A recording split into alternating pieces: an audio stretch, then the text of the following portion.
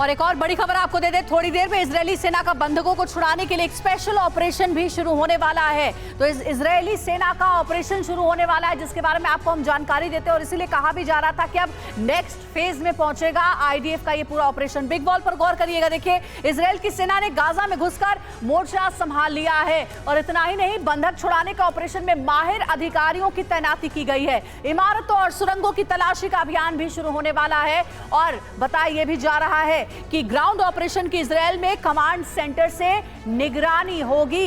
जरूरत पड़ने पर कमांड सेंटर से अतिरिक्त फोर्स भी भेजी जाएगी और कुछ मिनटों में मौके पर पहुंचने के लिए अटैक हेलीकॉप्टर भी तैयार है। तो ये बहुत इंपॉर्टेंट हो जाता है, क्योंकि आईडीएफ ने कहा है कि अब जो हमारा ऑपरेशन है वो नेक्स्ट फेज में पहुंचेगा। हमारे साथ खास मेहमान भी जुड़े हुए हैं, major general retired Brajesh Kumar sir हैं, उनका रुख करना चाहूंगी। ब्रजेश सर, जरा विस्तार से समझाइए। कहा जा रहा है कि आईडीएफ के कुछ विशेष सैनिक हैं जो कि बंधकों को छुड़ाने में माहिर हैं, क्योंकि इससे पहले का इतिहास भी अगर हम देखें तो हमास ने यही किया, इजरायली नागरिकों को बंधक बना लिया और फिर इजरायल के साथ बार्गेनिंग की है। ये विशेष सैनिक कौन से हैं, कैसे होगा ये पूरा स्पेशल ऑपरेशन एग्जीक्यूट? धन्यवाद अंजलि, मुझे यहाँ आप आमंत्रित करने के लिए। ये जो आपने सवाल पूछा है महत्वपूर्ण है और रेलेवेंट भी है। ये जो हम लड़ाई चल रही है, पिछले आज 9वां दिन शुरू हुआ है, तो ये बहुत ही उस जगह की लड़ाई है जहाँ पे पॉपुलेशन सेंटर्स बहुत ही इंटेंस हैं। सिविलियंस को दुश्मनों से अलग करना मुश्किल है। इसको हम CI ऑप्स कहते हैं। और थिकली डेवलप्ड एरिया में ये जो इजराइल ने चुनौती दी थी पिछले 9 दिन पहले कि अभी हम गाज़ा को आइसोलेट करेंगे और इनको हमास को घुस के मारेंगे, अल्टीमेटम तो दे रही थी। और कल के दिन में वो अल्टीमेटम ख़त्म भी हो गई।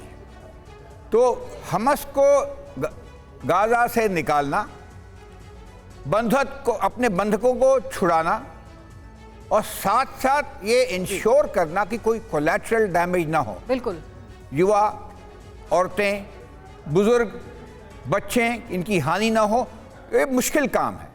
और fighting in built up area, वहाँ आपके टैंक नहीं चलते हैं, आर्टिलरी से फायर कर सकते हैं, मगर हर एक सुरंग में जी, घरों में, बंकरों में घुस कर ढूंढना पड़ता है और दुश्मन को एलिमिनेट करना पड़ता है। और शायद सर इसीलिए आईडीएफ को इसमें माहिर भी कहा जा रहा है, इसीलिए एक स्पेशल ऑपरेशन की बात सामने आई है। एक बार फिर से करुणा के पास चलेंगे इस वक्त की एक और बड़ी खबर जानने के लिए। बिल्कुल अंजलि, देखिए सेंट्रल इजराइल से बड़ी खबर। सेंट्रल इजराइल पर हमास का बड़ा हमला हुआ है। गाजा से इजराइल पर रॉकेट अटैक किया गया। हमले से इजराइल में भारी तबाही मची है। हमले में कई घर तबाह हो गए, सड़क पर मलबा साफ तौर पर नजर आ रहा है। सेंट्रल इजराइल का ये इलाका है जहां पर हमास ने हमले को अंजाम दिया।